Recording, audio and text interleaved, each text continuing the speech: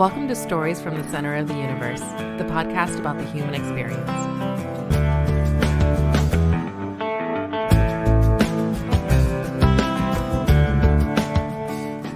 Yeah. So DuBois Miller, welcome to the Center of the Universe. Thank you. And we also have Ed Miller with us, a former guest. Episode 12 is Ed Miller's episode. Episode 12.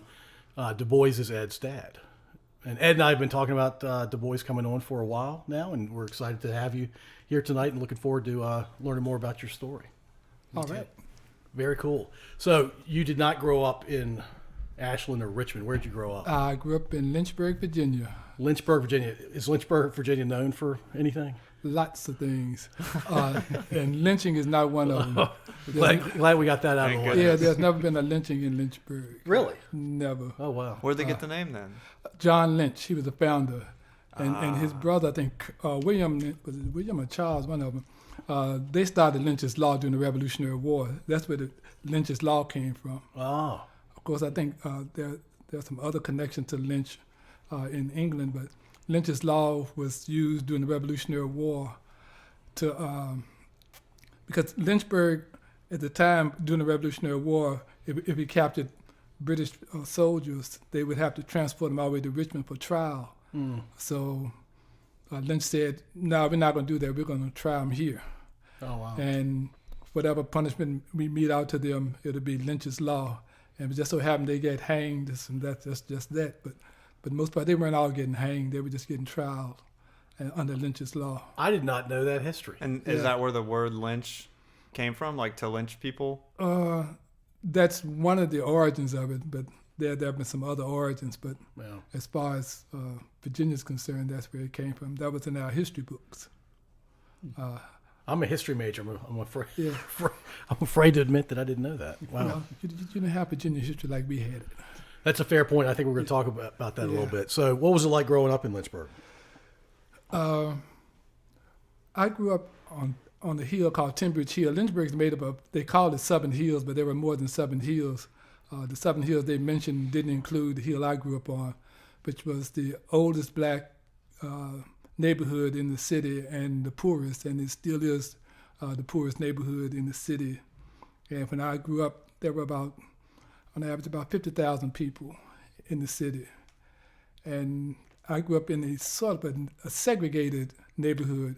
Some poor whites who hadn't been able to leave the area yet still lived down the street from us. Our street was only 1 block long, so we didn't have a whole lot of choices. But there were 4 houses on one side of the street where I lived on, and 2 on the other side of the street. And that was the total street, and it was up a hill on a dead end. So we knew when we got visitors, most of them were in the wrong place. And so we had some excitement there. But we played with both, black and whites played together up until a certain age. And then whites had to be read their rites of passage saying, you can no longer play with blacks when you were about, sometimes it was 10 years old or 12 years old. And they were no longer able to talk to us even, because that was the way the social structure was set up. But we still enjoyed our life in poverty. It was, I say we had economic poverty, but we had cultural enrichment because of where we lived and the terrain we lived on. Part of where I lived on now is part of a nature trail. I lived over top of a train tunnel, and they took the tracks out of the tunnel now and asphalted them. But for me, it was just my backyard. Yeah.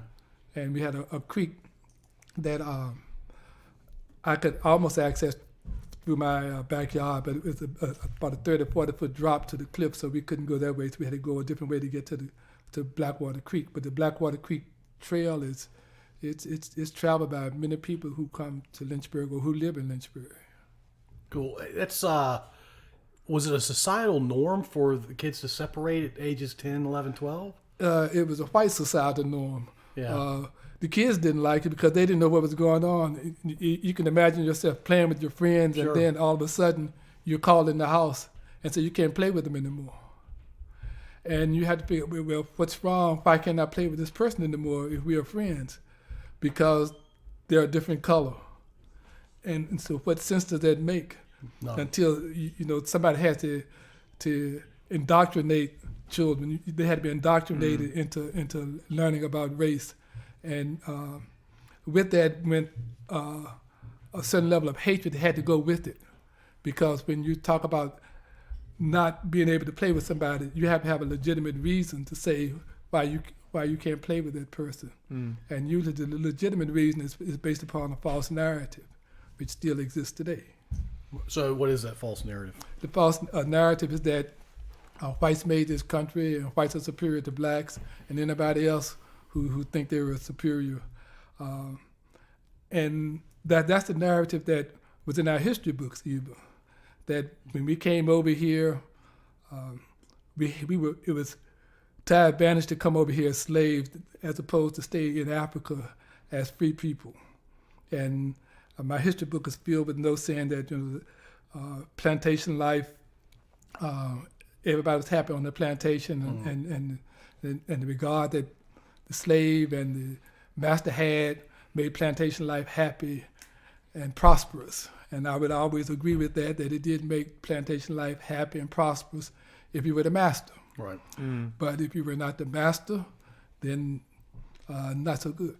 So you were learning all this stuff as a kid. At what point, could you always tell there's something wrong with this?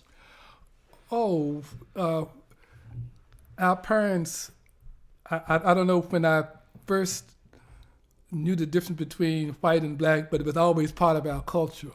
Because when we were 5 years old, we were saying things like, if you're white, you're all right. If you're black, get back. If you're brown, hang around. And sometimes we would say, if you're light, you're all right. Because the light-skinned blacks sometimes had a better path to success than darker-skinned blacks, because it was sort of a caste system that people don't like to talk about. Right. In some cases, they crossed over back into the white world if they were light enough. And I had a couple of classmates who did that. So you're of an age where schools all the way through high school were segregated. Yeah. So talk about segregated schools back when you were going to high school. I'm going to mention one thing about segregated schools first. The school I went to was closer to the whites and blacks, but for the white children in my neighborhood, they had to go 4 or 5 blocks further to get to their school than we had to go.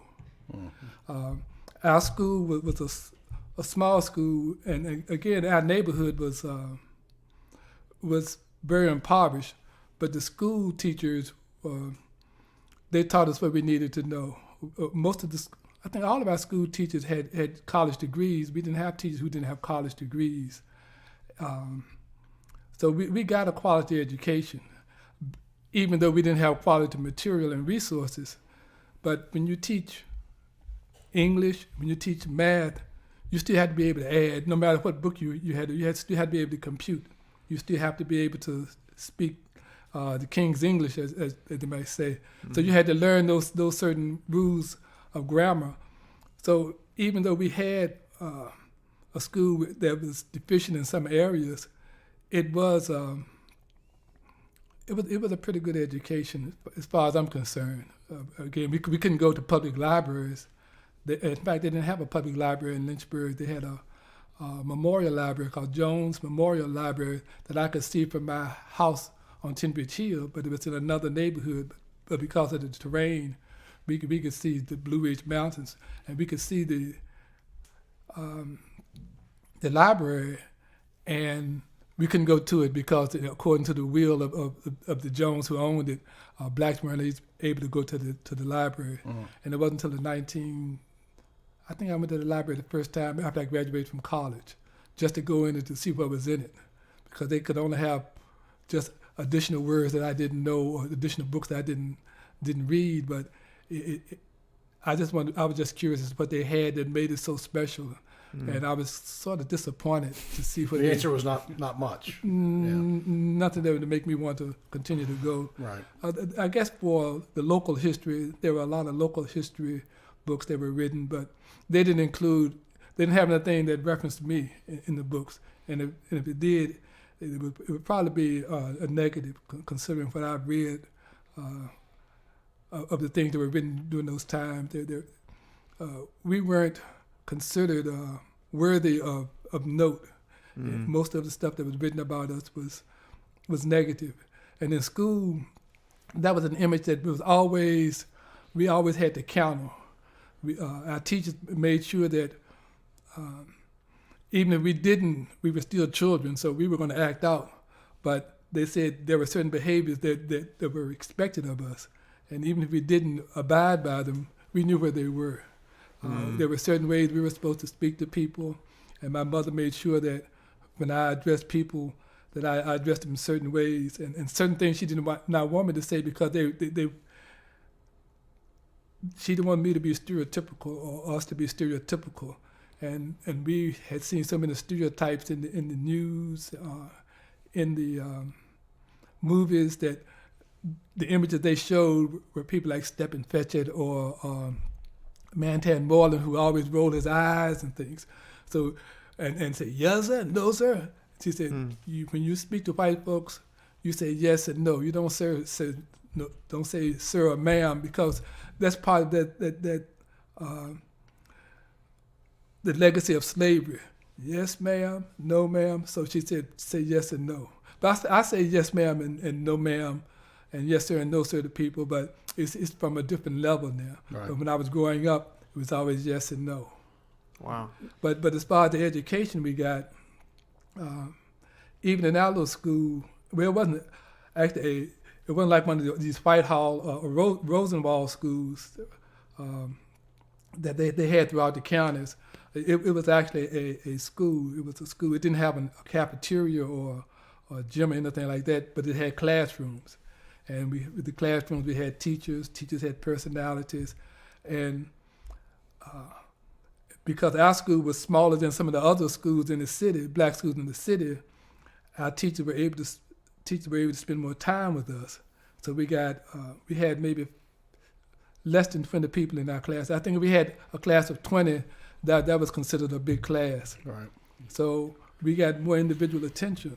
Nice. And with more individual attention, teachers got to know you, and they got to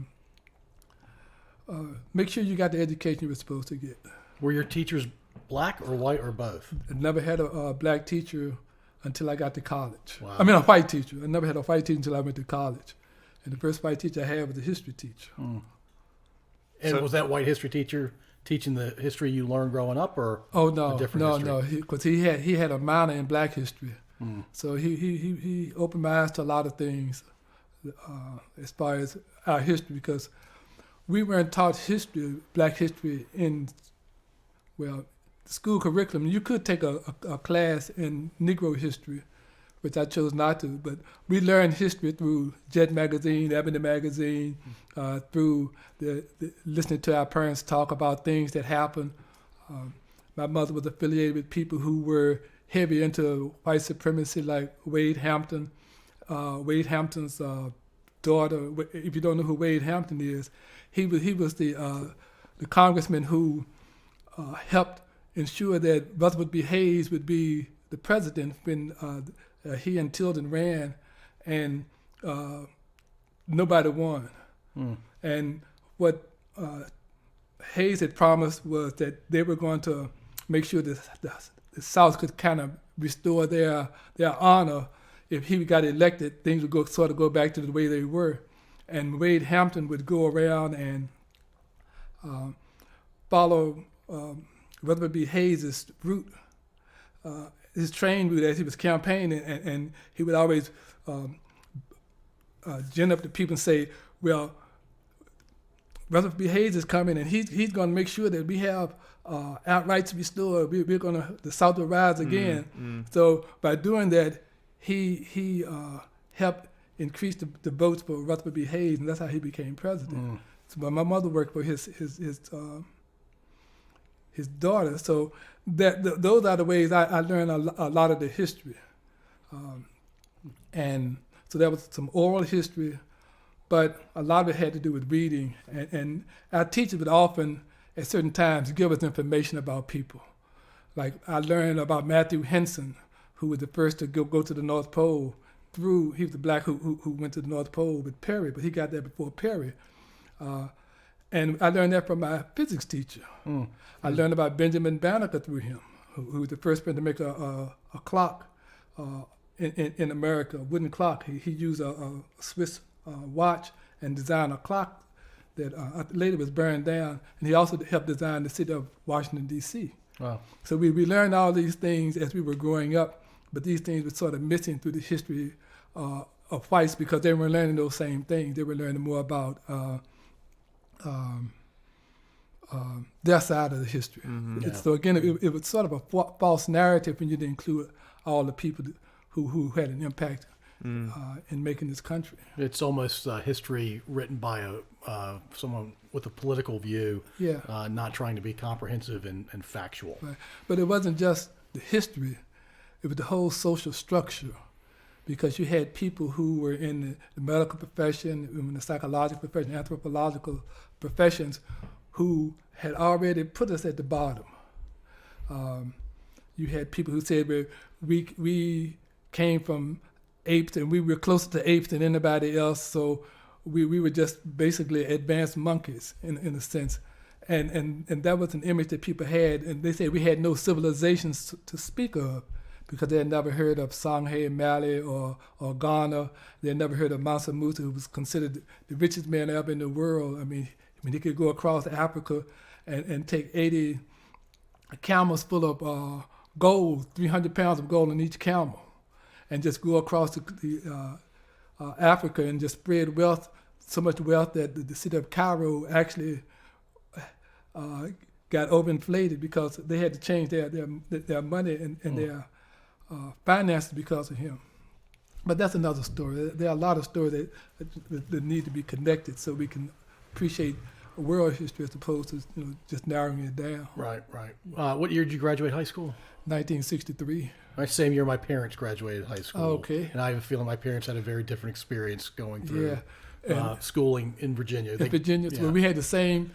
If they were in the 7th grade, when I was in the 7th grade, we had a brand new 7th grade history book. Wow. And I still have a copy of that book. And some of the things I talked about as far as how they portrayed us in that history book, they learned one way, but our teachers couldn't teach the same way. They couldn't say that we had it easy because they knew better from experience. Right. And we could see the results of that when things happened to blacks who were still being lynched at the time, and especially in 1955 when Emmett Till was killed. And killed and lynched, and nobody was actually convicted of the murder of him, and what happened to him, and other things we knew were happening to other people. So we knew there was an uphill battle that we had to fight all the time. Yeah. But it wasn't to say that all white people were bad, but we knew how people who weren't bad could be influenced by those who were, and especially the young, Right. who were now told that you gotta hate, and I saw a lot of that hate, but because of where I lived, I knew that didn't hold true to everyone. Yeah. The social structure that you speak about, I think it's a very powerful force because I think people generally don't want to rock the boat, and if they grow up in a place where at the age of 10, white kids and black kids just stop hanging out. I think most people, they wouldn't want to challenge that and cause controversy and deal with the social anxiety of doing that. So they just fall in line. They just say, all right, well, when I was 10, they told me I had to stop playing with black kids. So I'm going to tell my kids that they have to stop playing with black kids. And it seems like, it just seems like that's a difficult thing to change, and it takes a long time. Yeah, it takes a while, and the thing is, in my neighborhood, not all whites felt that way, because there were some whites who allowed us to come, at least one family who allowed us to come into their home and play with their children, and we would take them out into the woods and we go play, and they were some of the best white kids in the neighborhood. I'm not best family, because they just treated us as people. And then they had to move, so that was a disappointment just to see them move. But and there were people we had to see every day, because to get to school from my house, I had to go past whites in the neighborhood. Sometimes some white children we were allowed to talk to. They were on one side of the fence, I was on the other side of the fence, and every now and then I might be invited to come closer until a parent might come out. And in other cases, I'd be talking to a white child, and the mother would come and snatch him back. Don't be talking to him, and put him in the house. So they had two different types of attitudes. And you just accept this because you knew that this is the way it was. Not that that's the way it's going to always be, but this is the way it was at the time. And the stores that we had a store in our neighborhood, you could stand up and buy things, but you couldn't sit down at the restaurant part. We lived 2 blocks from, well, actually about a block from the public hospital, Lynchburg General Hospital, and they had a black wing to that hospital, and they wouldn't allow black doctors to do anything but go to that black wing until I think Walter Johnson, who trained Arthur Ashe, he was the first doctor to be able to do more practices in the hospital than the rest of the black doctors. And so we had integration, but we had more segregation. There were no signs on the bus that said you had to sit in the back, but it was almost like an agreement. You would sit in the back, but if there were seats were available in the front and you were in the front, you weren't told to go to the back. But there were separate drinking water fountains up to a point. They eventually cut those out, I think, about after the Supreme Court decision. But before then, I remember going to the water fountains that said coloreds, and we couldn't go to the white water fountain, the same water, but it's just the way it was. Yeah, Go ahead. You go ahead. I was going to say, for somebody Daniel's age, he's like, what are you talking about? I didn't grow up in this country. I'm 27 years old. This seems completely bizarre. Yeah. And it's because it is completely bizarre. It but is. But it is our history. Yeah, it is. It'll make you scratch your head, except we got so many things going on today, it still make you scratch your head.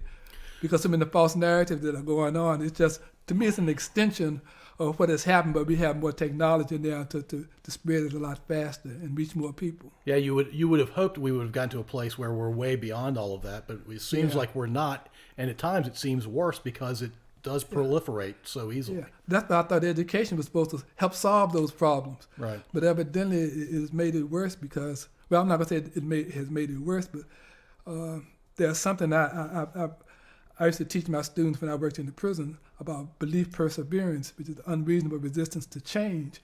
And when we talked about attitudes and change and beliefs, we would talk about things people believe for things they believe so strongly that it really didn't make a whole lot of sense. So I try to teach them how to think a little more critically and how emotions affect the way we make decisions. Right. What's that phrase? Unreasonable resistance to change? Yes, that's belief perseverance. Belief perseverance. So just wanting to kind of stick to your belief. Yeah, and that phrase came out of a book that dealt with cults and understanding cults. It's called The Wrong Way Home, and it dealt with cult-like behavior. You don't have to be in a cult to have cult-like behavior, because it had reached the highest levels of our government.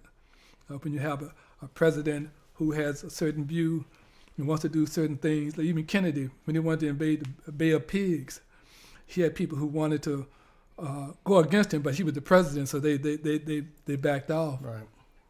So you graduated college in the 60s, and by the time 68 rolled around, and was it Nixon versus, who was it in that election? Anyway, there was another election. Humphrey. Hubert Humphrey. Right. The Happy Warrior. Right. And so that election, 68 was a wild year for a lot of reasons, but somewhat arguably reminiscent to what happened in 2020. Talk to us about 68 versus 2020 from your perspective. 68 was the most significant year that I can recall, other than this year starting, because Martin Luther King was supposed to speak at our graduation in May. Oh, wow. And he was assassinated in April. Robert Kennedy was assassinated in 1968. And I graduated in 1968, and I got drafted in 1968, September 10th, his birthday, my son's birthday. Not that year. Not the year. So it was a very significant year for me because of all the turmoil that was going on in the 60s, and the riots were going on, and and all the suppression. Martin Luther King had been looked at as the most dangerous man in America by the FBI. They were tracking everything he was doing. Yeah. So, which is something that didn't make any sense. If you got a man of peace being the most dangerous person, what could have caused it? But Hoover had his vendettas against a lot of people. Plus, he had a whole lot of information on people. So that's another story within itself that people write about. Yeah. So riots in '68 versus riots in 2020, were they basically the same? Well, I say riots. You call them protests or riots. Well, what were the differences, if any? Well, back in '68, things just reached a boiling point. The riots in '68 were just an offshoot of riots that happened throughout time. As far as this country, if you go back to look at some of the riots that took place, if you go back to 1863, you had the anti-draft riots when over 1,600 people were killed in New York. That's a riot you don't hear about. You don't hear about the Red Summer in 1919 when Chicago, Springfield, and other places where blacks were lynched. Or you don't hear about the riot in Tulsa, Oklahoma, where they just destroyed the area of Greenwood, Archer, and Pine. You don't hear about the riots that happened in Rosewood or Tuba City and Yuba City in Florida. So riots have been there. The riots in 1943 in Detroit. So we've had riots throughout our history. Right. But for 1968 it was a culmination of things that happened.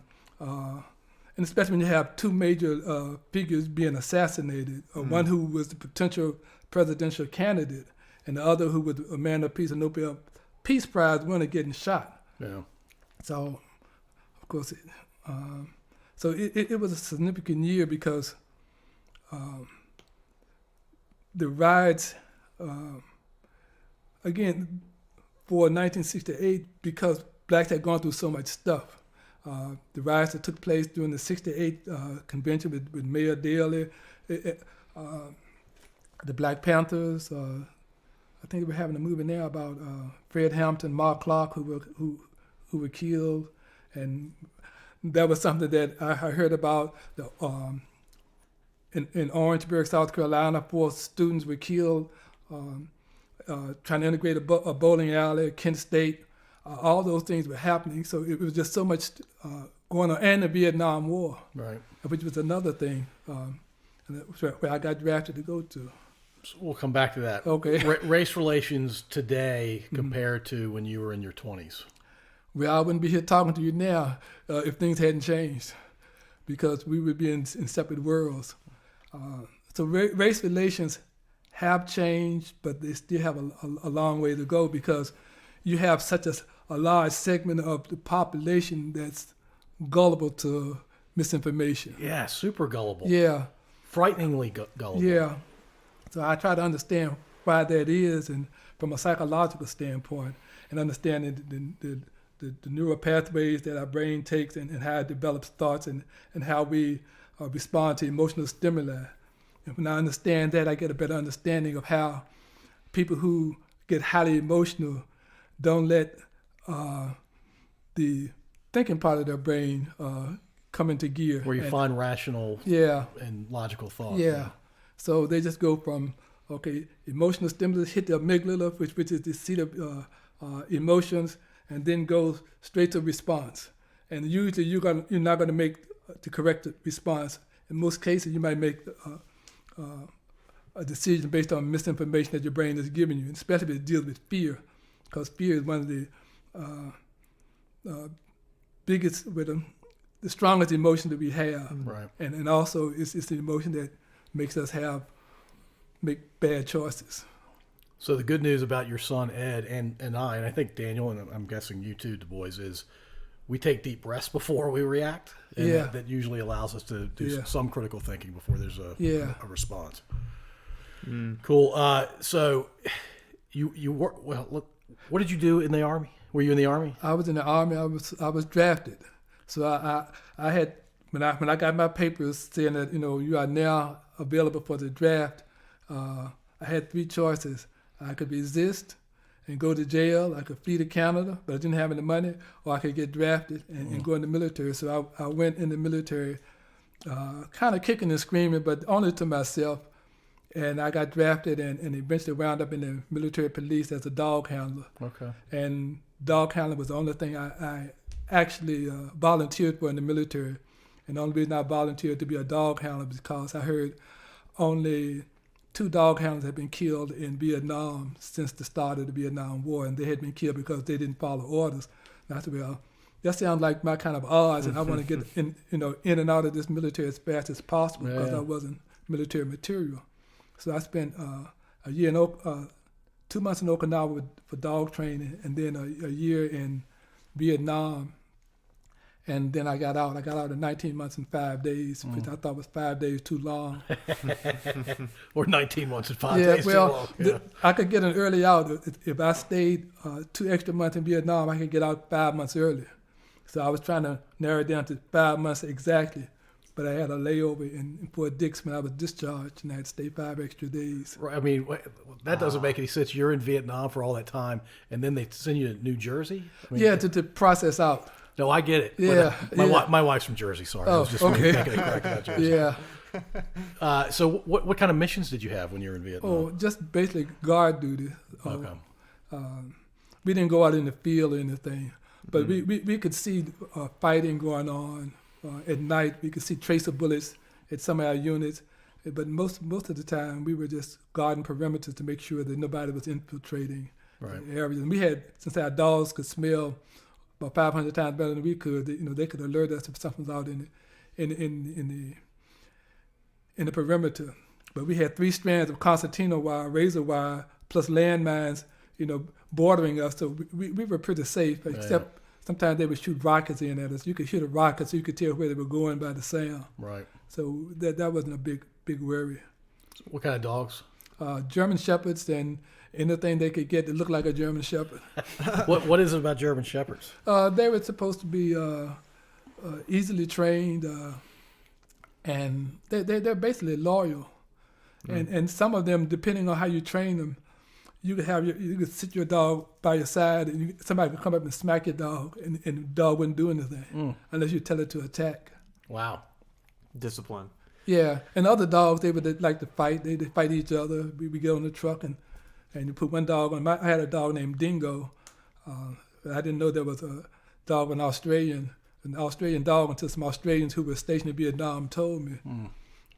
And he would fight all the time, but other than that, he was a good dog. Yeah. Was there, when you were in the Army or in Vietnam, like, did black soldiers and white soldiers hang out with each other, or was it separated? Yes and no. We had to hang out sometimes. And sometimes it was not just blacks, but it was brown, and we had Native Americans or indigenous people too. The indigenous people usually kept to themselves and kept quiet.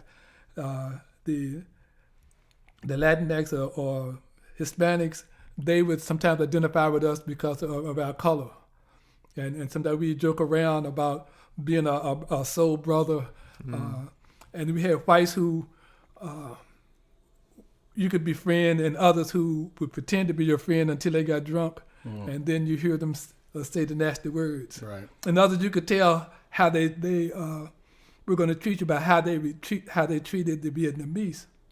When we first went to Vietnam, they said, well, when you get up country, you don't call the Vietnamese gooks or other names. I said, I never heard the word, but I heard a lot of whites calling the native, the Vietnamese gooks. And I said, well, if they're calling them gooks, I know what they'll call me when they don't hear me. And sometimes, when I'm not around. Right. And sometimes you could accidentally hear them say things, they'll clean it up.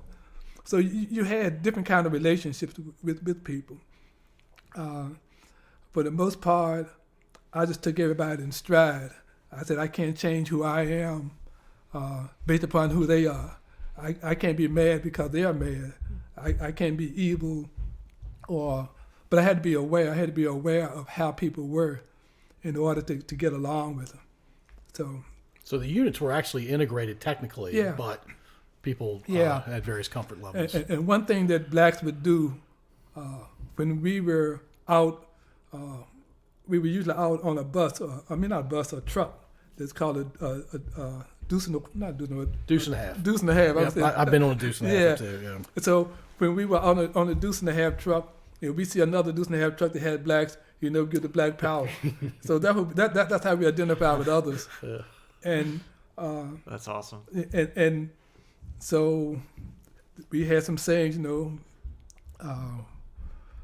black power. Say I'm black and I'm proud, and some white friends of mine, they say, yeah, you say I'm black and I'm proud. I say I'm white and I'm scared. So it takes all kind of people to make the world. Right. And it's too often it's some people are rotten. Yeah. So you graduate college and then you're drafted months later. Yeah, actually, I had a 4-year college plan that stretched into 5 years because after my 4th year, I was told I was going to be drafted out of college, and I had 2 courses to make up.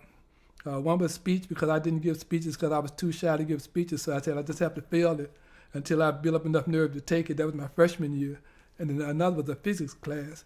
So I was going to take those the first semester, and I was going to lay out the first semester and there were 7 semester courses, and the draft, the secretary at the recruiting office at the registrar said that you can't do that. You have to be a full-time student, or else you're going to get drafted. So I had to take a whole semester of courses I didn't need in order not to get drafted, and then. After that, I got drafted. Drafted anyway. I got drafted anyway, but I knew I was going to get drafted. So there was no choice. There was no choice for me to do anything except try to make the best of it. So if you were a college kid, you weren't going to get drafted while you were in college? While you were in college. If your dad was connected, you weren't going to get drafted? We didn't have any of those. Not at Hampton. I went to all black school. Well, it wasn't all black, but I would say 98% black. So you went to, it was known as Hampton Institute. Yeah. Now, of course, it's Hampton University. Yeah. Before then, it was Hampton Agricultural and Normal School. Really? Yeah. Normal school? Yeah. What does that mean?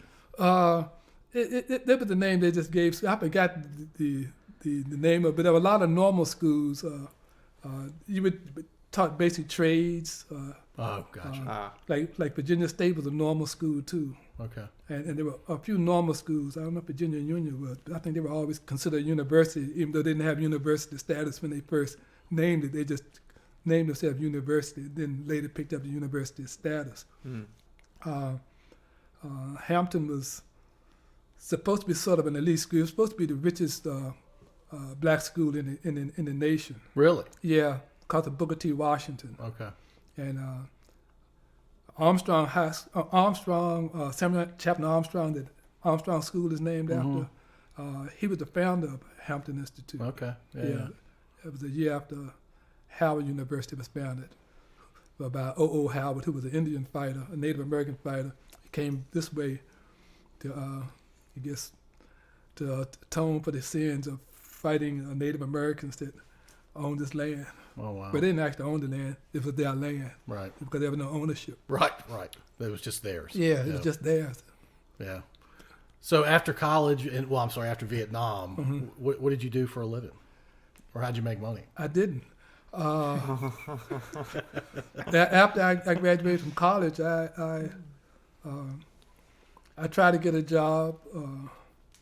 I went to the employment agency and showed them my credentials. I told them I was a college graduate, had a degree in biology, and I was a Vietnam veteran. And they said, well, you can get a job making $100 a week as a security officer. That's all they said I was qualified to do. And I substituted, taught a lot, and then I went into medical technology for a while, but I decided I didn't want to do that. My advisor at Hampton told me I didn't want to do that, but I said it was a way for me to get a little bit of money because the government would pay for it, and they had a program where I could get a little bit of money. So I would use that money and go up on 5th Street, that was the block, as we call it, and drink beer with my friends and then go back to school the next day. But I decided that wasn't something I wanted to do, even though I liked some of the courses I took. Then I went into the teacher corps. And then I came back, substituted a lot, still couldn't find a decent job, so I got a job in Richmond. We're actually at Powhatan as a penal institution teacher, as they call them then, a correctional educator now. Correctional educator is the term now. Yeah, but when I applied for the job, it was a penal institution teacher at the State Farm. State Farm? That's insurance, isn't it? Nope. It was a farm. It's the largest farm. It was the largest prison in Virginia, 3,600 acres. Wow. And then they separated into two parts. The north side was James River Correctional Center. That was 1,200 acres. And the other 2,400 acres, I said 3,600? Yeah. Were at Powhatan Correctional Center, which was the worst prison in the state at the time. Worst for what reasons? Well, you had people who had the longest sentences. Mm-hmm. People who messed up at the penitentiary were transferred to Powhatan. People who waited on death row inmates were sent to Powhatan. So all the hard cases? Well, not all the hard cases, but a lot of them. I had inmates in my class who had sentences for 80 years for robbery. My first GED student had 5 life sentences. I guess he's still in now, but and he was locked up in maximum security. I taught in maximum security too, so that was where one of the most challenging places to teach that I've ever taught, and I think anybody would ever teach, because of the dynamics between inmates, staff, and the teachers and counselors. In some cases, if an inmate didn't like it, he'd throw urine on you. On some of the people. I never had a problem with them, but I never had a problem teaching in prison except with the administration. Yeah. Yeah, because I knew a lot of inmates from my hometown and neighborhood. So you could connect with them? Yeah, we connected and talked, and I even hired one when I was principal. I hired one to be the janitor for the school. Yeah. And was this something that they could choose to take, like take these classes while they were in prison, or was it kind of a mandatory thing? Classes weren't mandatory, but it looked good on your record if you took classes. And it might help you get out early. And they weren't just SOP courses. We had, besides the GED classes, we had different trades, and they expanded over the years. We started with auto mechanics, heavy equipment, operating, offset press. We had cooking and baking, welding, and a few other trades. They came on after that. What did you teach primarily? When I first started, they said I was going to teach math. When I got there, they had what was called a lab, individualized prescribed instruction lab, called the IPI Center. There I taught anything from non-readers to GED preparation. I had students in my class who couldn't read "I am a man" twice in a row. They could see it and read it one day. The next day they saw it. It's like they hadn't seen it before. Wow. And then I had students who were ready to take the GED. So I taught that. And then some inmates said, well, you're black, you should be able to teach black history. So why don't you teach a black history class? So I taught a black history class. Fortunately, when I was in the military, I didn't just become a dog handler. I also worked as a clerk, one of the black sergeants. He wanted some more visibility in the clerical staff, so as far as black people. So he hired me to be, well, he almost drafted me to work in as a clerk. I typed up awards and decorations. So I got first dibs on books that came in from the USO and other places. So anytime a book came across the office that had black on it, I'd read it. So I get it. And most of the people in my units weren't big, heavy readers, because a lot of them were still just coming out of high school. Right. And since I was a college graduate, and there were some college graduates in my class, I was able to get a lot of books and that I read and made me want to learn more. And so I said, I have to learn this like I know my ABCs. So I kept learning more and more. And the more I learned, the more I wanted to learn. So for instance, I did have a strong foundation, strong enough to teach in prison. And some of the inmates, they were pretty active too. And they told me about books to read or suggested, do you know about J.A. Rogers or his books? Do you know about this person or this person? So I would read the books they suggested, and we would write to certain black book publishers and get free books that I would read. And then I got the school to purchase other books. So I had a class for Black history, and then I had a biology class too, where I taught students basically the human body. Because I said they don't need to know about classification of trees. They're not going to classifying trees. But I figured if they could learn more about the human body, they would appreciate something it about might help science. them. Yeah. So how long did you work in the prisons? Total? Yeah. I retired after 32 years, and then I went back and worked in the youth schools for 5 years, teaching a class that dealt with the human brain. They used to call me the brain man, because I would walk around with a brain, a model of a brain that I could take apart, and we would talk about the different parts of the brain. Okay, nice. So you mentioned you had started a lot of the reading then. Is that when you started the collection of books around that time period? yeah. And you started working I say that because at home, we could call it a library. Like there's just rooms with walls of books and books. There's books downstairs, a book room upstairs, books in the attic, all read. And I'm like, when did this start? I'm guessing this is about when the collection started. Yeah. Wow. One of the first books I read on Black history was called Chronicles of Black Protest. And that's when I read about people like David Walker, who won his freedom through a lottery. But he wrote this pamphlet called Walker's Appeal. And the pamphlet was considered so inflammatory that they put a price tag on his head. And they would smuggle the book out in people's pants. They would put this pamphlet in the lining of pants, and he was, I think he was in Boston. I think he was run out of the South and went up to Boston. I think they said he died mysteriously, either from poisoning or something. But I read about him. Denmark VZ, who started an insurrection, and I knew about Gabriel Prosser and Nat Turner, because I learned that in elementary school. Right. But do have a lot of books. What about your namesake? W.B. Du Bois, William Edward Burghardt Du Bois.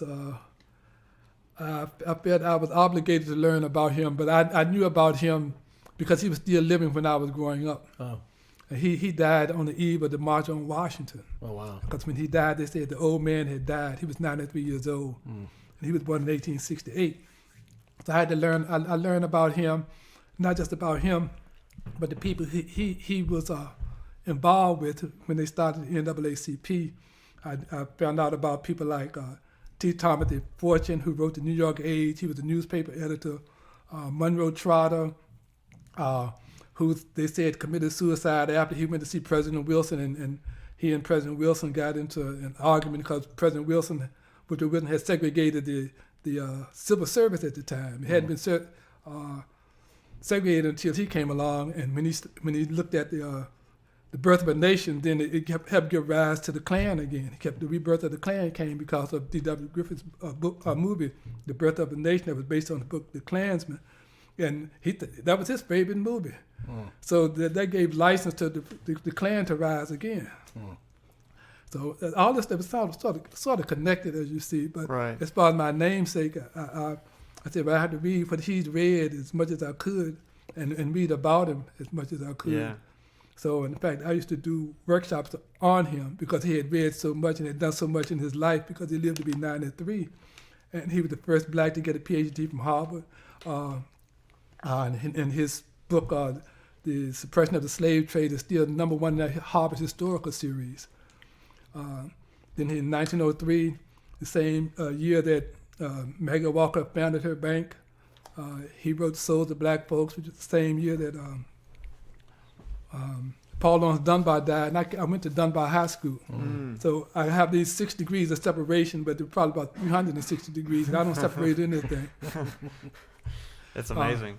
Yeah, so I got to know a lot about him and the people, and he wasn't always a pleasant person to know because he had this air about him. He wore his little Van Dyke beard and his top hat, and when he marched, and he had his cane, so he was a little more sophisticated than people like Booker T. Washington, who was his nemesis. Even though they worked together for a while, but Booker T. Washington kind of sold him up the creek one time, according to one source, that he was supposed to get this plum job in Washington, D.C. as a school superintendent, and he gave it to Terrell, I think, or Robert Terrell, whose wife, Mary Church Terrell, was big in the civil rights movement. And Mary Church Terrell was so light that she could pass for white, so she could go in social settings and find out what was going on. Sort of like Walter White with the NAACP in Georgia. So, no, there's a lot of stuff I could tell you. Wow. But So regarding namesake, I guess he would be considered mine as well. yes, yours. Okay. The name you don't have is my first name, which is Maynard. My first name is Maynard. I was named after Dorothy Maynard, who was a concert singer who was trained at Hampton Institute under a man named Robert Nathaniel Dett. And they have an auditorium named in Hampton for him. But she was one of the 10 top paid concert singers in the United States back in 1943, I believe. Okay. 43 or 41, I can't remember which year. Wow. So your Ed is in William Edward Burkhardt? Yeah, Burkhardt. They used to call him Bergie when he was growing up. And when he talked with a whistle, like some of the rich people they would talk. And so he had this. I've got a recording that he had made that dealt with his autobiography, and I listened to him. I said, "Oh, I can see why." And he knew and plus, if he didn't like you, he didn't think you were up to his standard, he might not talk to you. Wow. So back to your time in the prisons, and this I'm asking this question very sincerely, even though the question probably is asked a lot and people don't really think about the answer too much. Does rehabilitation in the prison system generally work? Excuse me. I'll tell you what inmates used to tell me. They would say, "You can't rehabilitate me. I can only rehabilitate myself." But we provide the resources for them, so on that road to rehabilitation, they could have the tools to work with. Because I would see men on the street. I used to see them on the street sometimes who had been out and were still out. I would ask them, "How are you able to stay out? What 3 things do keep you out?" They said one thing would be their family, their education, and the ability to put their mind to it. So, but the education does help because we just didn't pass our GEDs. We had people who graduated from college. After I taught and worked downtown in the central office, I went back to Powhatan as the principal. So we resurrected the college program. We had 150 men in college through J. Sergeant Reynolds at both James River and Powhatan. And plus we had an apprenticeship program with over 100 men in the apprenticeship program in baking, welding, bricklaying, offset press. We had people working at the slaughterhouse. We had a slaughterhouse there. They called it meat processing, but it was a slaughterhouse. The cows go in and steaks come out.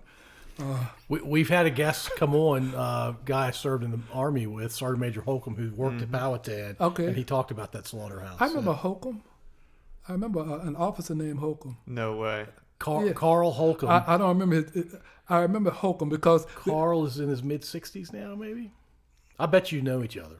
Because it was HOLCOMB.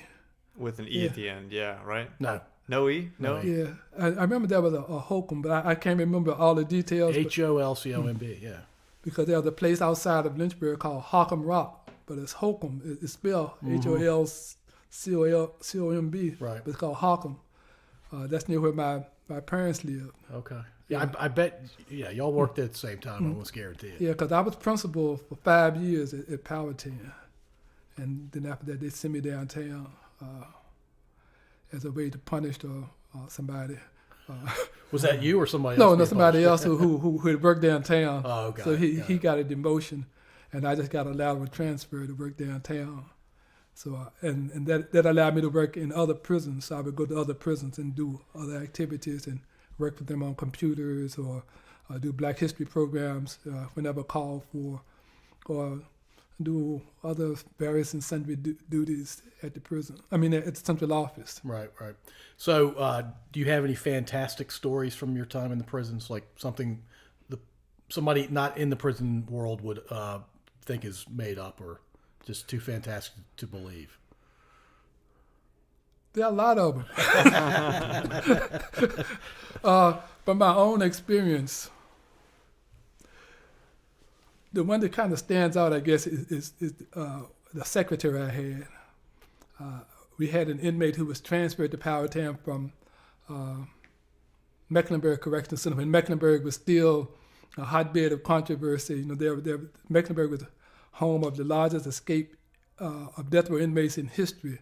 There were 6 inmates who escaped from the death row. The Briley brothers were two of them. The Briley brothers. Is it Briley or Briley? Briley. Yeah. In fact, the librarian I hired used to live in the same neighborhood, I think, down the street from the Brileys. But one of the Brileys who didn't get the death penalty came to Powhatan. He was the youngest one. But where was I going with this story? My mind went. You talking about your secretary? Oh, my secretary. Oh yeah, y'all want to hear the juicy stuff, don't you? Well, she came. She was a modestly attractive lady, and I had hired this inmate from Mecklenburg based upon the recommendation of the principal at Mecklenburg. He said, "Well, this guy he works well. But he had a few problems with women in the prison, so they had to transfer him. But he's a good aide, and I needed an aide because I had lost my secretary. She had I had an accident and broken an ankle, and she decided to retire. So I was secretary and principal. I wasn't just principal of one institution. I was principal of 3 institutions: Powhatan, Janesville, and Deep Meadow. Actually, and we had a North Housing Unit, a medical unit, and M building. All of the separate areas I had to facilitate. Plus, I had to go to downtown and work with the college people. So I was always on the go. But she came in. He was already working as an aide. So she became my secretary, and she was married. She had a family, but he kind of smoothed on up to her at our first graduation. This was the first time she had been involved and stuff. So I told her why he was in prison, so about messing with women. She said no problem because she was happily married. She had a stable family. She wasn't going to jeopardize anything. So I always went about my business, but I kept hearing stories about something going on, and so I called to my office and asked her, was anything going on between her and him? She said, nope, she's happily married, no problem. So, okay, if you say so, I trust you. Then one day she called me when I was downtown, and she told me I needed to come out to the facility. So I went out to the facility to Powhatan, and she said she thinks that he was trying to kill her. The inmate was trying to kill her. I said, why is that? Because she was pregnant, and he found out she was pregnant. He suspected she was pregnant. And I said, well, okay. She said, I said, okay, well, we have to go and see the warden and let him know what's going on. And when he found out, but he had heard rumors about it too, because he had asked me about it. And I told him, well, I have to take her word for it. He just gave me the askance look and said, okay. And then when it came evident that she had been having an affair, then she had to be let go. Yeah. And then her husband had to come and get her. Ooh. Yeah, so he drove up in his big 4x4, came out, and he had a business, and the details I found out was while the mouse was away, while the cat was away, the mouse would browse around the house. And he would work till 10 o'clock, and the inmate would call her at home and guess telling her sweet nothings, and She just got, and the next thing you know, they had a special place they would go in our computer room. We had computers, and that was down the end of the hall, and the room was always locked, but she had a key. She could get in, and she needed some computer literacy, and sometimes he would help her out because he knew about computer literacy. And I guess that's not the only thing he knew about, because she did get pregnant. And after she got pregnant, the officer had to escort her down to the school. She had to get all of her belongings. And while that was happening, the inmates saw what was going on, and he wanted to know what was happening. And I told him none of his business. And then after we got out, I called him back down to the office, and he had life without parole. Mm-hmm. So he was never getting out because he had killed a deputy sheriff. And he told me, he said, I thought I could get the death penalty, but they changed to life without parole. So he was never getting out. And the lady was married, and she had a child. She had a 14-year-old. Mm. So I couldn't see the attraction, to jeopardize your life, your reputation, and your livelihood just to have to do the nasty with an inmate. Right. But she wasn't by herself. That same day, I saw a library aide who was a woman, a young lady, and she was leaning. Leaning against the wall, and the inmate had his hand. He's leaning on her. And I got to make a mental note of this. So after I dealt with that, I came back, and I told her, you believe it, man? No, you don't need to be talking to that man. She said, well, he was just talking to me. I said, yeah, and I bet I know what he told you. He said he's in on a rape charge, and he didn't do it. Mm. And she said, she just looked at me with eyes wide open and said, how did you know that? Of course, I had been to his hearing, and I had heard him say the same thing, but I had seen his file too. And sometimes the inmates, if you look at their jackets, they call them their files, some of them would be a foot deep. Mm. And some of them would have 3 files. They had so much information in them that they had to carry it in a different container.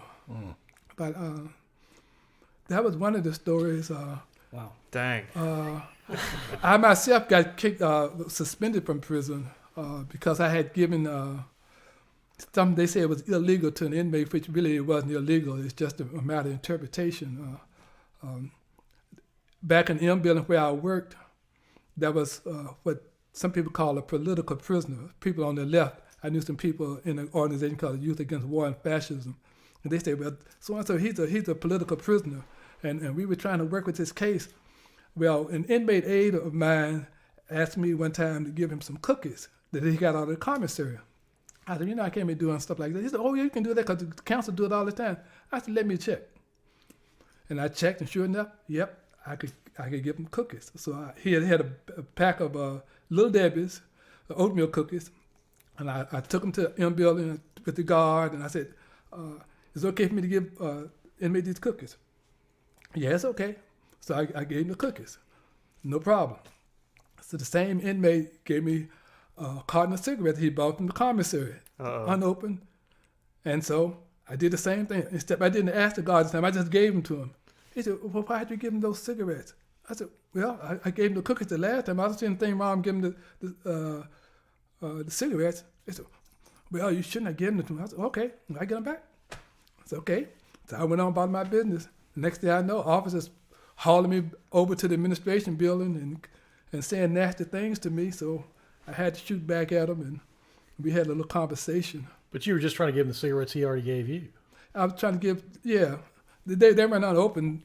It was just a matter that I didn't ask the guard. Oh, come on. That was it. Yeah, that's so and the superintendent said, well, you just letting them use you. You just let them use you.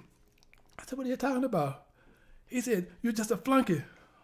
I said, no. I said, he gave me the cigarettes, and I said, he gave me the cookies, and I took the cookies back to the inmate, and I didn't see anything wrong with taking the cigarettes back. And when they said I couldn't do it, I got them back. So what was wrong with that? You're just being used, blah, blah, blah.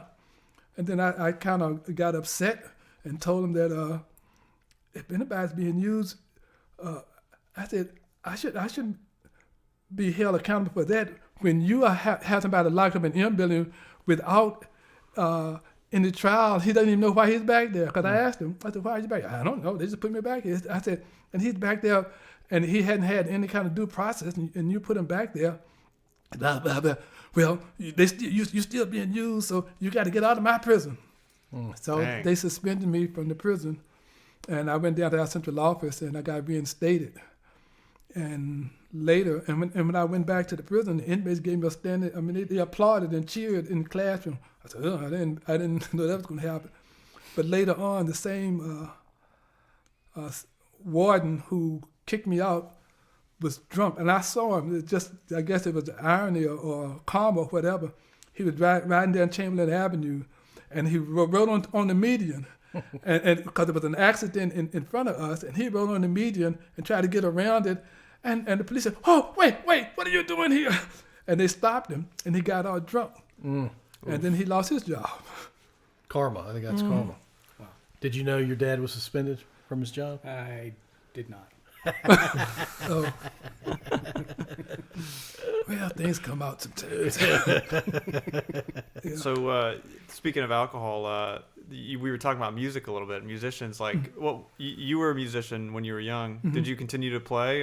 What has music's role been in your life? Well, for me, music, I wasn't a musician. I couldn't play that well, but since it was just a local band and just a neighborhood band, it was a chance for us to get out of the neighborhood because we didn't have a car. So we couldn't, there was nobody in my family driving. I never saw my father drive. My mother started driving after I got out of college. So after I got out of the military, that's the first time I saw her drive. And so music was a social event for me because in my neighborhood, there was a dance hall. There were actually 2 dance halls within walking distance, about 4 blocks from where we lived. And one was called the Sportsman. And I wouldn't go to the Sportsman because I didn't have any money to go up there to start with. But once our band played there, the owner would allow us to go to any dance free unless it was a big ticket item like James Brown or somebody coming, or Otis Redding or somebody coming. But any other local band or a band with a regional band that would come, we could get in free. So I would use that time for my social activities. The band itself, we would travel to different places. We came to Ashland one time and played at Randolph-Macon. Oh, nice. Yeah. I think we knocked up a fire hydrant one time backing up. But our band would play at UVA and just a local venue, a lot of chitlin circuit stuff where people wouldn't normally go. We go to some hole in the wall. It's some old storefront in the country. They had a potbelly stove in the floor, and they would sell candy and hot dogs, whatever, behind the counter, and we'd play. And the people outside be dancing. They wouldn't come inside and pay money. They just be outside having a good time. And we go home, maybe make a 35 cents or 40 cents. If we were lucky, we would get a good year. But the whole band would make 35 or 40 cents? A piece, yeah. What's that equate to these days, you think? That wasn't money. Because, we could make up to $30, $40 a night sometimes. We played at a good place. There were some places like in Lynchburg, one place called the Parkway Inn. We could make about $20. We were catering then to a white dance establishment. Blacks couldn't dance, but we could play. But then they got wise and said, well, we're not paying those blacks anymore. We're just going to get the white people to play. So we stopped playing at those places, and then they shut down. But what kind of dances was it? Just rock and roll dance. We played playing rhythm and blues and just some rock music. We played both black and white music. We played some who was Jay and American, Dion, and some other some Beatles. We played some Beatles, but we also played Otis Redding, James Brown, Nice. Etta James, and When you said Dion, you mean Dion Warwick? No, Dion. There's a guy named Dion. Oh, got it. Yeah. Dion and the Belmonts. Yep. Dion and the Belmonts. So we would play, but basically with rhythm and blues and some blues. Nice. But my role was kind of minuscule because I didn't play that well. Well, you played the trumpet, right? I played the trumpet and picked up the bass guitar for a little bit and played a little bit before I went off to college because our other bass player, he quit. Did you play it all after college, after Vietnam? I didn't play bass because when I went back on our band, we had a bass player and he was very good. And so I went back to trumpet and I taught myself a little bit on how to play the saxophone and flute. So we played songs by Isaac Hayes. I played flute on the theme from Shaft. I learned how to play that by ear and some other songs on by ear, but it wasn't anything to write home about. But we did play one time behind Jerry Butler. I mean, not behind him. We were the warm-up band for Jerry Butler in Richmond at the Ebony Island Club, which is on North Avenue, but it was called the Sahara Club then. So it got us around into places we wouldn't go to. We went down to Wake Forest. Oh, wow. And played on their campus as well. So, what is it? I mean, when you were a kid, there were a lot of places that you couldn't go, I'm guessing, because of segregation that you can go to now, like that library you talked about. Like, Yeah. Are there any others like that? And what has it been like to see the world change where you're able to go and, you know, there aren't separate water fountains and you can go where you couldn't go before? It makes me feel that there's progress, but it's a progress that shouldn't have had to we should have been beyond this point a long time ago. Right. You know, if the people who are in leadership positions had just abided by the Constitution, Right. we wouldn't be in the situation we were in. All they had to do was just obey the Constitution. Pretty straightforward. Yeah. And that's all we were asking for. Just, you know, if you say we're supposed to be free and have inalienable rights, and you say we have the right to vote, or right to a decent job and decent education, why not have that? I mean, everybody benefits. And the society benefits too. Everybody benefits when that happens. But if you stunt one group, then to do that, you have to do something to the other group. Because you have to put forth a lie, and a lie that people can justify not hiring you, a lie in which people can justify treating you like dirt or dehumanizing you just because, well, look at you. You're the wrong color, so you this is the treatment you get. When you were a kid, did you ever think of that there could be a black president? And by the way, whenever a white guy says black president, we're obviously talking about Barack Obama. Yeah. I think a lot of white people said, "Oh, we're good now. Race No, relations no, are I'm good." not. I'm not saying you're yeah. implying that. That just triggered. I just my wonder brain, if sorry. if that was like, if that was like a complete remote possibility that you thought. I don't know. Robert Kennedy thought so. But I thought we had a long way to go just to get parity, just in basic race relations. You know, just being treated as a human being. That's what we wanted first, and then I think everything else could come about. I thought that there were people who had potential to be in leadership positions. When I think how far Frederick Douglass had to come to get to where he was, for somebody who had to trick somebody to teach him how to read. Mm-hmm. But the fact that he could do that on his own, I would try to use that to inspire my students. You know, how Frederick Douglass had done it. And you have an opportunity to do the same thing. Well, going back to your question, cause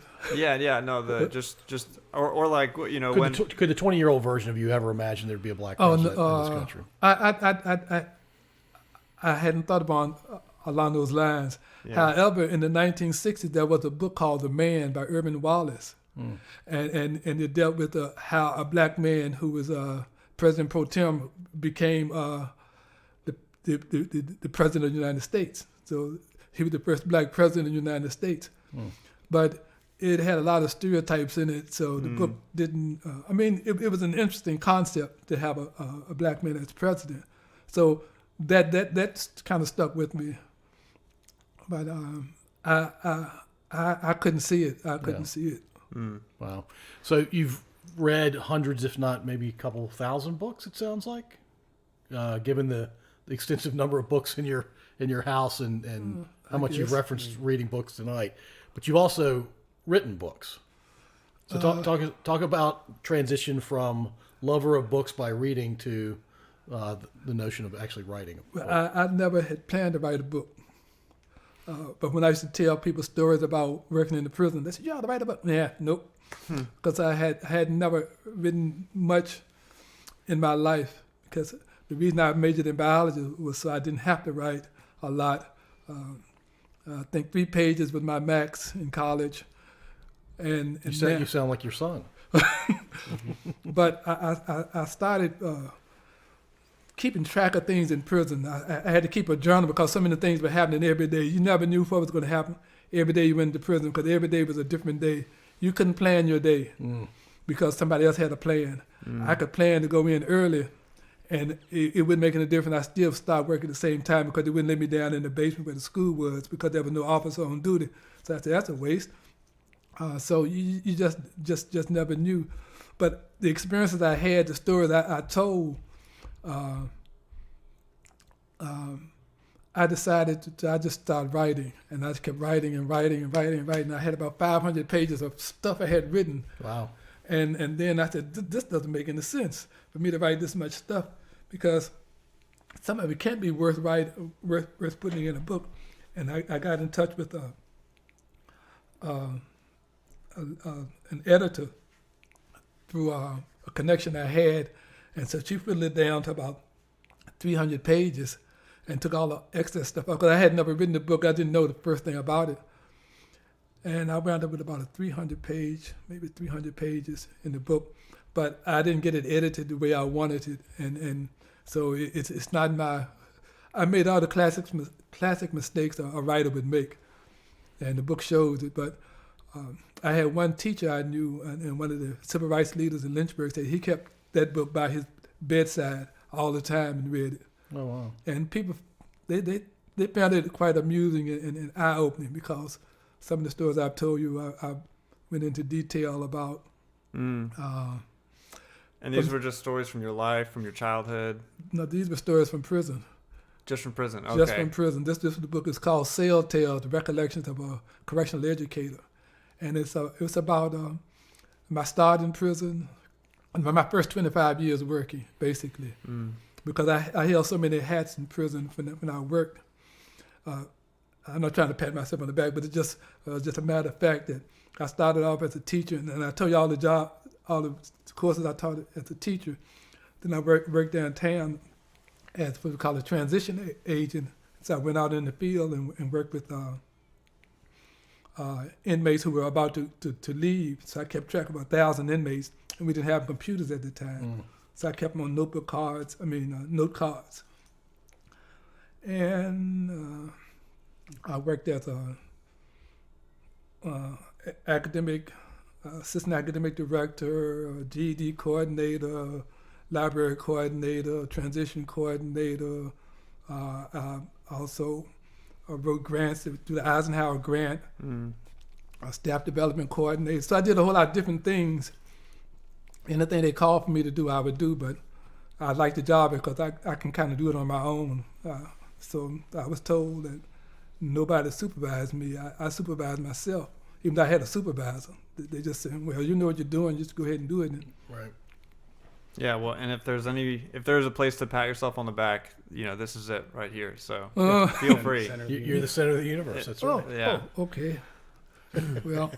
And so you wrote that book, but you've also written others. I wrote 2 other books on my life growing up in Lynchburg.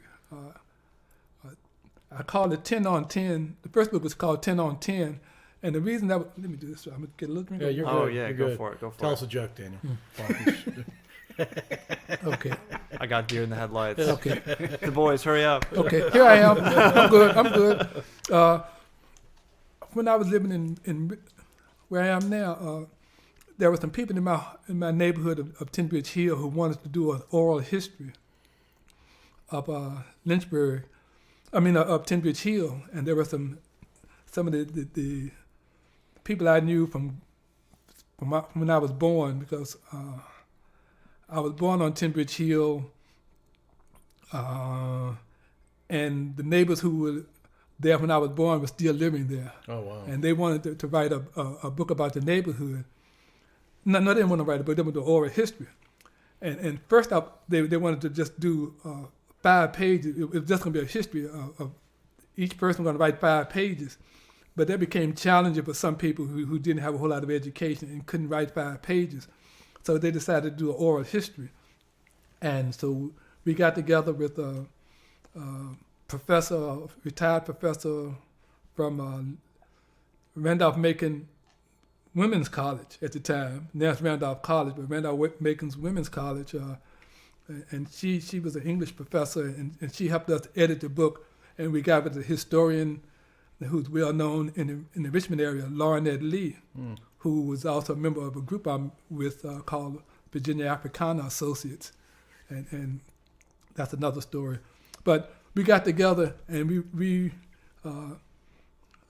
Dr. Lee told us how to interview ourselves. And through that interview, we came up with this oral history that Dr. Bell, who was our editor, put together, and she transcribed our notes. We spoke into a mic, and we taped each other, and we came with this book called Remembering Tinbridge Hill. And as we were doing this, because I had started on my 5 pages, and I couldn't stop at 5 pages, so I just kept writing. So after we did Remembering Tinbridge Hill, then I was writing my book, and I finished that book in about 3 months, which was a different time frame than it took me to finish Sail Tales. It took me 10 years to write Sail Tales. It took me 3 months to write 10 on 10. And 10 on 10, the reference to 10 on 10 is 10 years on McKinley Street. I lived on McKinley Street for 10 years. And McKinley Street, as my brother would say, that's where that was some of the best years of our lives. Even though we were definitely in poverty, we had just moved from a house where when we first moved in, my mother had to clean up the blood because there had just been a murder. And that was part of the agreement for her to move into the house. The arrangement was, if I clean up this blood from this shooting where this woman had shot her husband, can we move in the house? And that was an upgrade for the house we were in, because I don't know what the house we were in, what kind of facilities we had, but the house we moved in had running water. But we didn't have electricity. And I knew we were poor because the people across the street had electricity. And I was always comparing. I said, we don't have electricity. They got electricity, so we must be poor. So we moved out of that house onto McKinley Street, where we had electricity, but no running water. I mean, we had a spigot outside and a toilet on the back porch that froze in the wintertime, but that was it. Everything else was just 4 rooms. How many siblings do you have? There were 4 of us, but they were staggered in such a way. My oldest brother, my late brother, he was 8 years older than I was. My other brother was 6 years older. My sister was 3 years older, and I was the youngest. They would say, "You're the baby." I said, "I'm not the baby. I'm the youngest." So we lived there, and I think we paid about $20 rent, something like that, a month. And my mother said we could get, the landlord said, you can get running water, but you got to pay more rent for it. So she said, well, and my mother was living with us, but my father was living in D.C. because he worked in D.C. for reasons that were unknown to us, but we were told he had to do that to get a job. But I think it was something a little more nefarious than that. He wasn't a bad man, but I think something happened early in his life that caused him to leave Virginia and go to D.C. to work.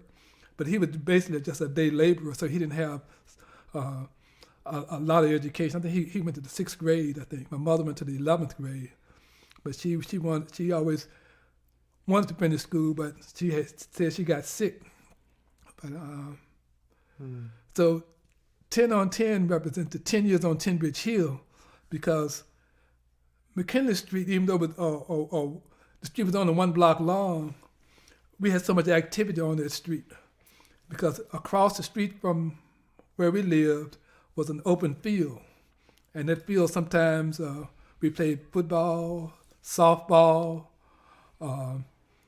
we had our neighbor used that field to plow and plant corn, and sometimes he would bring in a mule team. He would hire somebody with a mule team and a plow, and they would come in and plow up the ground, and they would plant corn. And after the corn was harvested, we'd burn the stalks and have little roast and throw potatoes in the corn stalks and take them out after they got hot, ash potatoes as we call them. And so we had a whole lot of activities, and people would come up on the street from other neighbors, from other streets in the neighborhood, because we had a lot of large families. One of my best friends had 7 sisters. Oof. And he had also a nephew who lived with him. And one of my classmates had a family of eight children. The people across the street had 5. And the next door neighbors, they had so many people coming in and out of that family. It was hard to keep up because there were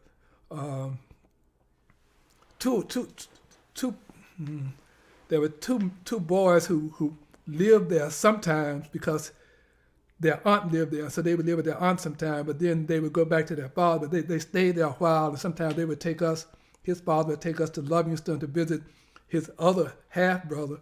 So we got to know people that way. And my neighbor across the street was my classmate and also our class president, and one of the top students in our class. She had 3 cousins who would come over, 3 or 4 of them, from another part of town, so we got to know them too. And there were another family on another street had 7 people, and then across the street from them, they had 8 in that family. So there were large families, and we would all gather sometimes doing things. We would go down by the creek and pick blackberries as a family outing. We just get out a gallon buckets and go down by the creek and pick blackberries. Or sometimes we just go down by the creek and do other things. The creek was polluted. So in the state polluted, it still might be polluted because it was basically a cesspool. I mean, it was just they would dump raw sewage into the pool because there was another little creek that fed into it from the dump. There was a dump we could see in another neighborhood from our vantage point, and we would climb up the dump to get to our swimming pool because there was a swimming pool, and the water from the swimming pool went into this creek they call Shitty Creek, and also the sewage from the dump went into the treatment part and went into Shitty Creek that fed into Blackwater Creek, where we would sometimes go. And when I had a friend who swam in Blackwater Creek who got typhoid fever. I bet it. And everybody in the neighborhood had to get typhoid shots. Whew. Yeah. Shitty Creek. Shitty Creek, there it is. And actually, there were 2 Shitty Creeks in the neighborhood. So that's how we, even though there was poverty, but there was environmental enrichment. And from my study of activities, when you have an enriched environment, it stimulates the brain to grow more. The neurons in the brains will grow if you have an enriched environment, because they do studies with animals, rats. They say, well, this animal in this area, when it's almost like its own environment, here's one with the other little toys and stuff, and here's one with nothing. We're going to see how their neurons develop. And the ones that were in the natural settings basically had more brain activity, more structures in the neurons. Yeah, it seems like a lot more was happening probably on McKinley Street than like in a suburb, for example. Yeah.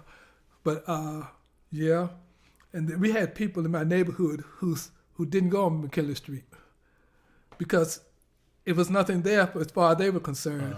It was nothing there except the people whose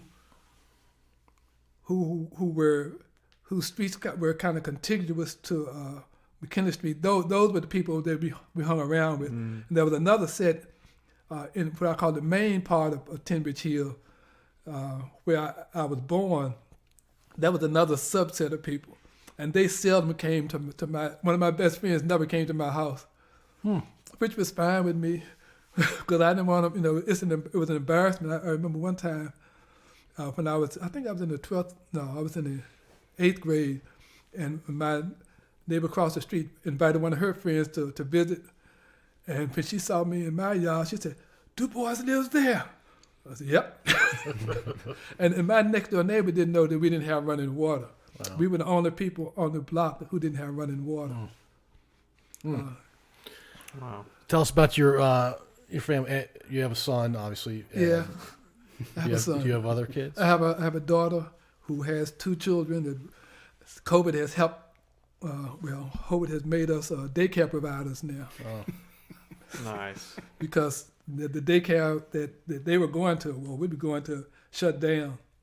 And since my daughter and her husband have to work, they had to have somebody to take care of the children. So my wife sort of volunteered herself and me to be the daycare providers. So we do that about 4 or 5 days a week. How long have you and your wife been married? How old are you now? Yeah, it'll be Since 39 years. 1981. Okay. Yeah, 39 years. Yeah, going on 40. Going on 40. Wow. 40 this year. Nice. Yeah. So why don't we end this episode with, how did you meet your wife? Music. One of my best friends, he became one of my best friends when I came back from Vietnam, and he was married to my wife's sister. And I used to go out and visit sometimes. Sometimes we'd go out and play and do other things. And my future wife would come by, and she was a lot younger than I was, so I didn't pay it into mind. I thought she was a nice young girl, but I said she's too young for me.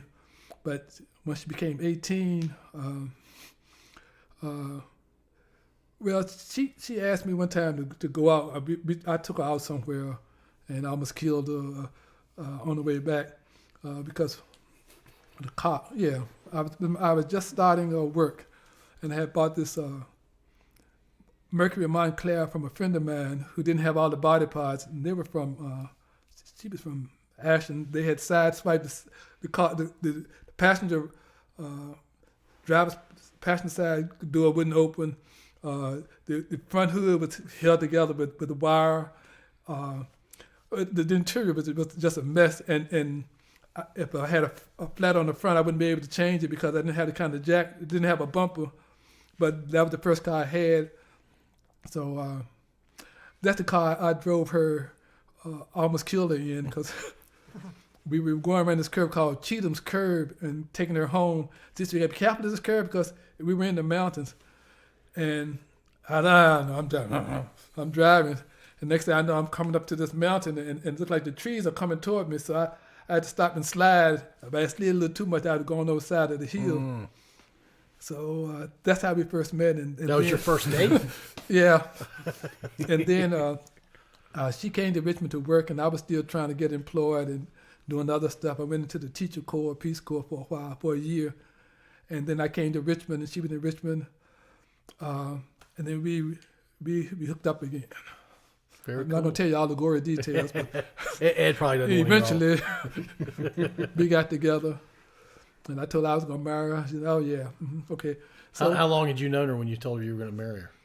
Oh, I had known her, but, we had seen each other a couple of times, but that was it. I was still old and stupid at the time, and I'm just stupid now, but she just didn't take me seriously. But I had already made up my mind, and then I guess I beat her down. Well, it worked out, I guess. Yeah, very cool. Yeah.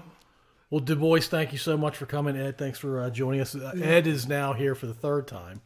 Ed is That's right. out in front most times on the podcast. Yeah. Yeah. Well, yeah. Thanks to you both for being here. Yeah. Okay. Thanks for having us. This is the first for me. This is my inaugural. Very cool. Well, your grandkids will listen to this someday. Okay. Yeah. Okay. This is going to be out there forever, DuBois. Okay. I had to let my brother hear it. We talk all the time. Yeah, he'd love to He's hear in it. Florida. He'd love to hear it, Yeah. I'm sure. Yeah. Very cool. All right.